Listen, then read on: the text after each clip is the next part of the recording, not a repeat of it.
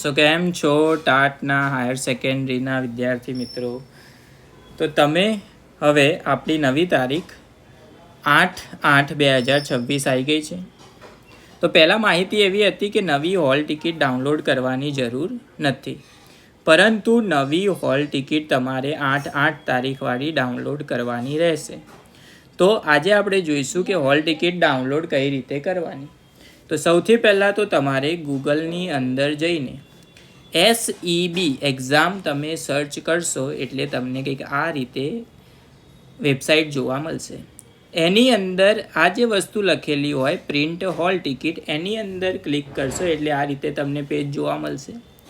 એમાં તમારે સૌથી પહેલાં ઉપર ટિક કરવાનું ટાટ હાયર સેકન્ડરી પરીક્ષા.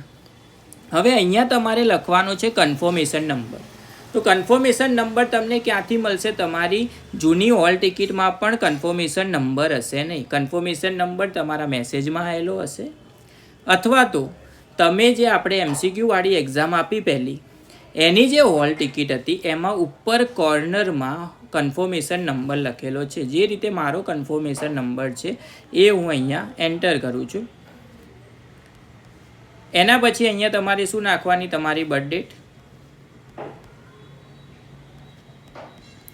અને અહીંયા સબમિટ ઉપર તમે ક્લિક કરશો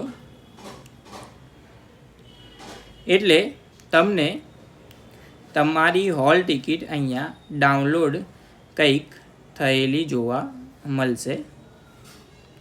આ રીતે કંઈક હોલ ટિકિટ ડાઉનલોડ થઈ શકે છે. અને જેની પ્રિન્ટ નીકાળીને તમારે એક્ઝામ આપવા જશો ત્યારે તમારી જોડે લઈ જવાની હશે.